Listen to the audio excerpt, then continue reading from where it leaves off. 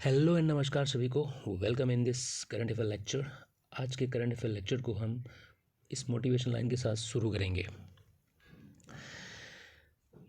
थोड़ी सी हवा से आग भड़क जाती है, ठीक इसी तरह अगर सही दिशा में थोड़ी सी मेहनत की जाए तो सफलता मिल सकती है। यकीनन यदि छोटे से छोटा प्रयास भी सही दिशा में किया जाए तो उसे एक दिन बड़ी उपलब्धि व बड़ी सफलता में बदला जा सकता है। तो चलिए इसी लाइन के साथ शुरू करते हैं आज के इस करंट अफेयर लेक्चर को। इसमें इम्पोर्टेंट एग्ज़ाम प्रोस्पेक्टिव से करंट अफेयर को कवर किया गया है। तो सबसे पहली इम्पोर्टेंट करंट अफेयर है, एलन मस्क को पछाड़कर फिर से दुनिया के सबसे अमीर शख्स बने हैं जेफ बेजोस। तो जेफ बेजोस जो कि अमेज़न के फाउंडर हैं, इन्होंने हाल ही में ब्लूमबर्ग बिलियनियर रिपोर्ट्स इंडेक्स के मुताबिक पहला स्थान हासिल कर लिया है। क्यों? क्योंकि टेस्ला के शेयरों में कुछ गिरावट आई थी, जिसके बदौलत ये अमेज़न के फाउंडर पहले नंबर पर आ गए हैं। इनकी नेटवर्थ आपसे पूछा जा सकता है कि नेटवर्थ बेजोस की कितनी है। $200.3 बिलियन, जबकि एलन मस्क की नेटवर्थ कितनी है? 197.7 बिलियन। इसी क्रम में आगे बढ़ते हैं। टॉप 10 बिलियनियर्स की लिस्ट है। एलन मस्क के पहले पैदल के संगने बाद कौन है दुनिया की टॉप 10? इसमें एलन मस्क 198 बिलियन की नेटवर्थ को पछाड़कर जेफ बेजोस 200 बिलियन के साथ पहले नंबर पर आ गए हैं। एलएमवी के सीईओ बर्नार्ड आरो 197 बिलियन तीसरे नंबर पर, और मार्क जकरबर्ग हैं। फिर बिल गेट्स हैं, माइक्रोसॉफ्ट के पूर्व सीईओ स्टीव बॉलमर, वॉरेन बफेट और लैरी एलिसन है। नेक्स्ट इंपॉर्टेंट करंट अफेयर क्या है कि महिलाओं को गर्भपात का संवैधानिक अधिकार देने वाला पहला देश बना है फ्रांस। एक यूरोपियन देश फ्रांस, जिसने हाल ही में सोमवार को एक बिल पास किया और यह एक कॉन्स्टिट्यूशनल राइट दे दिया है महिलाओं को कि वो महिलाएं, वहाँ की महिलाएं खुद का गर्भपात करवा सकती हैं। फ्रांस के प्रधानमंत्री कौन है? गैब्रियल एटल। और वहाँ के राष्ट्रपति कौन है? Emmanuel Macron. तो इम्पोर्टेंट न्यूज़ है, महिलाओं को कॉन्स्टिट्यूशन राइट दे दिया है कि महिलाएं वहाँ स्वयं की मर्ज़ी से अपना एबॉर्शन करवा सकती हैं। कोर्ट्स भी यहाँ बोला गया है कि महिलाओं को संदेश दे रहे हैं कि शरीर आपका है और इसका फैसला और कोई नहीं करेगा। तो ये उनकी इच्छाओं पर निर्भर करता है। नेक्स्ट इंपॉर्टेंट न्यूज़ है कि रिपब्लिकन प्राइमरी चुनाव जीतने वाली पहली महिला बनी है निक्की हेली। क्यों इंपॉर्टेंट है? क्योंकि निक्की हेली ने पूर्व राष्ट्रपति डोनाल्ड ट्रंप को हरा दिया है। 2024 में अमेरिका का राष्ट्रपति पद का चुनाव होना सुनिश्चित है। तो रिपब्लिकन पार्टी के उम्मीदवार चुनने की प्रक्रिया के तहत वॉशिंगटन में हुए प्राइमरी चुनाव में निक्की हेली ने पूर्व अमेरिकी राष्ट्रपति डोनाल्ड ट्रंप को हरा दिया है। तो इम्पोर्टेंट न्यूज़ है कि पहली महिला ऐसी जिन्होंने प्राइमरी इलेक्शन चुनाव जीत लिया है। नेक्स्ट इम्पोर्टेंट क्या है? नेपाल के पीएम ने गठबंधन सरकार को तोड़कर एक नई सरकार बनाने जा रहे हैं। नेपाल के पीएम पुष्प कमल दहल ने देउबा के साथ गठबंधन तोड़ दिया है और केपी शर्मा ओली, जो कि चीनी समर्थक व्यक्ति हैं, इनके साथ नई सरकार बनाएंगे। तो नेपाल के प्रधानमंत्री पुष्प कमल दहल प्रचंड ने पूर्व प्रधानमंत्री शेर बहादुर देउबा की पार्टी नेपाली कांग्रेस के साथ गठबंधन तोड़ दिया है और इसके साथ वे 2 अन्य पार्टियों के साथ गठबंधन करेंगे और नई सरकार बनाने की घोषणा की है। और पीएम दहल और देउबा का गठबंधन जो है वो 15 मंथ तक चला है। नेक्स्ट इंपॉर्टेंट खबर हमारे इंडिया से, इसरो ने हाल ही में भारत के पहले इस स्पेस स्टेशन पर काम करना शुरू कर दिया है, क्योंकि इंडिया का स्पेस स्टेशन जो है वो 2035 तक बनकर तैयार हो जाएगा। और विक्रम साराभाई स्पेस स्टेशन के प्रस्तावित लुक की तस्वीर लगाई गई है। यह है तस्वीर, कुछ इस प्रकार का हमारा स्पेस स्टेशन दिखाई देगा और इसे लक्ष्य रखा गया है 2035 तक पूरा करने का। 2035 तक भारत स्वयं का स्पेस स्टेशन बना लेगा और ये बहुत बड़ी उपलब्धि होगी कि किसी एशियाई देश के पास अपना स्वयं का स्पेस स्टेशन होगा। इसके पहले अमेरिका और यूरोप का संयुक्त स्पेस स्टेशन है और चीन का स्वयं का स्पेस स्टेशन है।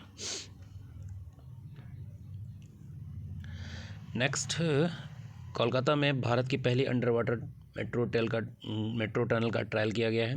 6 मार्च को कोलकाता में पीएम मोदी ने अंडर वाटर मेट्रो टनल का इनॉग्रेशन किया है और ये 10.8 किलोमीटर है इसकी लेंथ। नोटिफाई कर लीजिएगा, लेंथ याद कर लीजिएगा इसकी। 10.8 किलोमीटर और चौड़ाई कितनी है? 5.5 मीटर चौड़ी। हालांकि ये टनल 2021 में बनकर तैयार हो गई थी, परंतु कुछ कारणों से इसका ट्रायल अभी तक चल रहा था। अब ये 8 मार्च से पूरी तरह से ये चालू हो जाएगी। नेक्स्ट न्यूज़ कवर करते हैं। DOT department of telecommunication ने चक्षु प्लेटफॉर्म को लॉन्च किया है।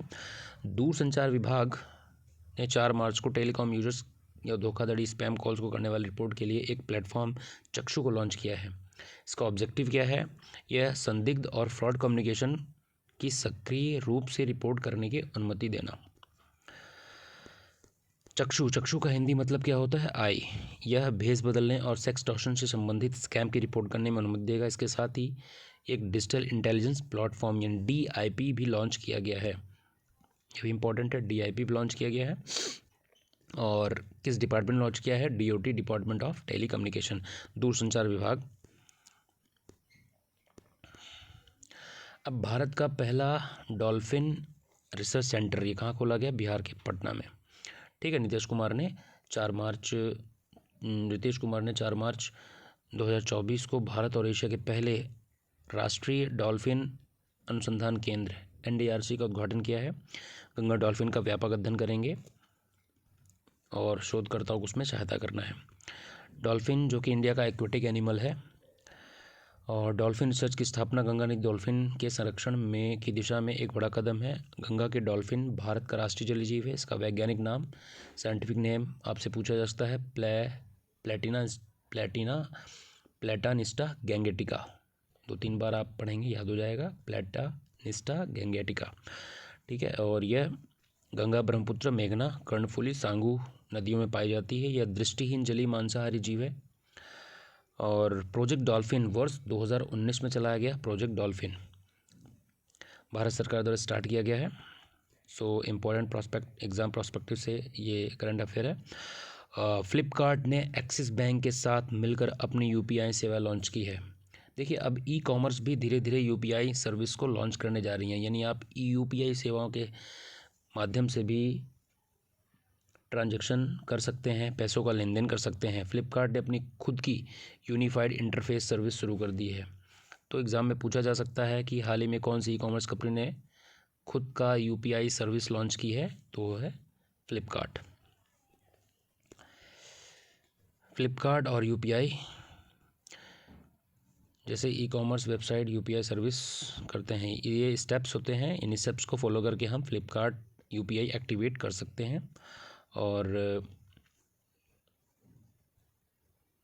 नेक्स्ट इम्पोर्टेंट न्यूज़ है। नेक्स्ट तेलंगाना सरकार ने इंदिरा अम्मा आवास योजना की शुरुआत की है। इसमें 5 लाख रुपए की राशि आवास के लिए मुहैया कराई जाएगी। तो एग्ज़ाम में पूछा जा सकता है कि इंदिरा अम्मा आवास योजना हाल ही में किस गवर्नमेंट ने स्टार्ट किया है? तो आंसर होगा तेलंगाना गवर्नमेंट। ये एक प्रकार से प्रधानमंत्री आवास योजना के रूप में स्टार्ट की गई है। कटक की चांदी, जिसे हाल ही में GI टैग दिया गया है, इस चांदी का नाम आप याद रखेंगे, तारकशी को मिला GI टैग। तो 3 मार्च को ये GI टैग दिया गया है, जो वहाँ की जोग्राफिकल इंडेक्स है। तो उड़ीसा ने 1 जुलाई 2021 को इस GI टैग के लिए अनुरोध किया था और इसे GI टैग दे दिया गया है। कुछ इस प्रकार से ये GI टैग दी जा रही है। भगवान जगन्नाथ मंदिर का ये डिज़ाइन दिया गया है। नेक्स्ट इम्पोर्टेंट है, प्रधानमंत्री मोदी ने 20,000 करोड़ की परियोजनाओं का लोकार्पण किया है। कहाँ किया है? उड़ीसा में। सो एग्ज़ाम पूछा जा सकता है ये भी। और नेक्स्ट जो न्यूज़ है, विदेश मंत्री जयशंकर ने दक्षिण कोरिया दौरे पर हैं वो। उन्होंने हाल ही में दक्षिण कोरिया में द्विपक्षीय संबंधों पर चर्चा की है। और भारत के विदेश मंत्री जयशंकर ने मंगलवार को दक्षिण कोरिया की राजधानी सियोल में दक्षिण कोरिया प्रधानमंत्री हांग डक सू से मुलाकात की है। और उनके साथ द्विपक्षीय संबंधों को बढ़ाने के तौर तरीकों पर चर्चा की है। इससे पहले जयशंकर ने दक्षिण कोरिया राष्ट्रीय सलाहकार चांग हो जिन और व्यापार, उद्योग व वहाँ के ऊर्जा मंत्री से भी मुलाकात की। तो यहाँ पे आपको इम्पोर्टेंट नाम याद रख लेना है। प्रधानमंत्री, दक्षिण कोरिया के प्रधानमंत्री कौन है? हान डक-सू। और ये कुछ जयशंकर ने एक्स पर पोस्ट किया है इस द्विपक्षीय वार्ता को। आगे है, पीएम ने तेलंगाना में 56,000 करोड़ से अधिक की कई परियोजनाओं का उद्घाटन किया। तो बिहार, उड़ीसा के साथ साथ तेलंगाना में भी कई परियोजनाओं को इनॉग्रेट किया गया है पीएम मोदी द्वारा। स्पेशली इन परियोजनाओं को किन किन प्रोजेक्ट्स पे लगाया जाएगा, तो 800 मेगावाट की तेलंगाना सुपर थर्मल पावर परियोजना, इसमें 85% इलेक्ट्रिसिटी सप्लाई की जाएगी। अब बात करेंगे राजस्थान की सबसे लंबी रेल सुरंग 120 किलोमीटर प्रति घंटे की रफ्तार से दौड़ा सकेगी यहाँ पे ट्रेन। राजस्थान के दौसा गंगापुर सिटी, ये जगह का नाम याद रखना है कि राजस्थान में कहाँ पर दौसा गंगापुर सिटी में रेल परियोजना स्टार्ट की गई है। ये राजस्थान की सबसे लंबी रेल सुरंग होगी। राजस्थान में ही एकल द्विपुत्री योजना, एकल और द्विपुत्री यानी कि ऐसे फैमिली जिनके एक बेटी और 2 बेटी होंगी, उनको 51,000 रुपये तक का पुरस्कार दिया जाएगा। ठीक है, तो एकल द्विपुत्री योजना शुरू करने वाला कौन सा स्टेट है? राजस्थान। कोलकाता हाई कोर्ट के चीफ जस्टिस अभिजीत गांगुली ने इस्तीफा दिया। ये क्यों चर्चा में है? क्योंकि ये हाई कोर्ट के चीफ जस्टिस अब राजनीति में आ रहे हैं। कोलकाता हाई कोर्ट के चीफ जस्टिस अभिजीत गांगुली ने 7 मार्च को बीजेपी में शामिल होंगे। तो अब ये आने वाले समय में इलेक्शन में आने वाले हैं। अभिजीत गांगुली ने यह कहा, देखो पिछले 2 सालों में जस्टिस अभिजीत गांगुली लगातार पश्चिम बंगाल की ममता बनर्जी की नेतृत्व वाली तृणमूल कांग्रेस और उसके शासन की आलोचना करते देखा गया है। ठीक है, तो नाम याद रखना है अभिजीत गांगुली। बात करते हैं स्पोर्ट्स की। ये चेहरा आपको याद ही होगा, हमारे देश के मुख्य स्पिनर बॉलर हैं रविचंद्रन अश्विन। तो हाल ही में इन्होंने 500 विकेट्स कंप्लीट किए हैं। कितने विकेट्स? 500 विकेट्स। दूसरे ऐसे भारतीय गेंदबाज होंगे अनिल कुंबले के बाद जिन्होंने 500 विकेट्स की उपलब्धि हासिल की है। और ये 500 विकेट्स इन्होंने 98 मैचों में ये उपलब्धि हासिल की है। 98 मैचों में इन्होंने 500 विकेट पूरे किए हैं। तो याद रख लेना, एग्ज़ाम में पूछा जा सकता है। तो रविचंद्रन अश्विन ने अपने ये हाल ही में भी 100वां टेस्ट भी खेलने जा रहे हैं 7 मार्च, यानी कि आज से ही जो अंतिम टेस्ट इंग्लैंड के खिलाफ खेला जाना है उसी में ये अपना 100वां टेस्ट खेलेंगे। 99 टेस्ट मैचों में अभी तक ये 507 विकेट ले चुके हैं। दूसरे सबसे ज़्यादा विकेट टेकर बॉलर हो जाएंगे भारत के। टाइगर वुड्स को बॉब जोन्स पुरस्कार दिया गया है। टाइगर वुड्स गोल्फर हैं यूएसए के, और इन्हें एक प्रसिद्ध बॉब जोन्स पुरस्कार, तो बॉब जोन्स पुरस्कार किसे दिया? टाइगर वुड्स को, याद रखिएगा, एग्ज़ाम में पूछा जा सकता है। और नेक्स्ट इंपॉर्टेंट न्यूज़ है, ये है पैट कमिंस, ऑस्ट्रेलिया के कैप्टन। ये सनराइजर्स हैदराबाद के कैप्टन बनाए गए हैं। आईपीएल मैच जो आगामी खेल प्रतियोगिता होने वाली है, आगामी क्रिकेट टूर्नामेंट होगा भारत का। लास्ट और अंतिम न्यूज़, राष्ट्रीय सुरक्षा दिवस भारत में हर साल मार्च के 4 महीने में 4 तारीख को मनाया जाता है। और नेशनल सेफ्टी डे का ऑब्जेक्टिव क्या होता है कि विभिन्न क्षेत्रों में सुरक्षा को लेकर जागरूकता फैलाना और दुर्घटनाओं में कमी लाना।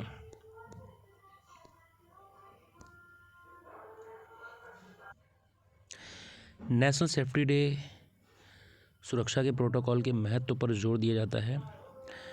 4 मार्च 1966 से श्रम और रोजगार मंत्रालय ने एक स्ववित्त पोषित गैर शासी निकाय के रूप में राष्ट्रीय सुरक्षा परिषद की स्थापना की थी। तो ये भी इम्पोर्टेंट हो जाता है। 4 मार्च 1966 को भारत सरकार के श्रम और रोजगार मंत्रालय ने किसकी स्थापना की? राष्ट्रीय सुरक्षा परिषद, नेशनल सेफ्टी काउंसिल की स्थापना कब हुई? इस बार की थीम क्या है? Focus on safety leadership. ठीक है, focus on leadership ESG excellence. आज के लिए बस इतना ही। बताएं आज का ये लेक्चर आपको कैसा लगा। यदि आपको हमारा ये प्रयास पसंद आया है तो कमेंट, लाइक करें, सब्सक्राइब करें और शेयर करें। आपका ये छोटा सा सपोर्ट हमें बड़ी उम्मीद देता है। धन्यवाद।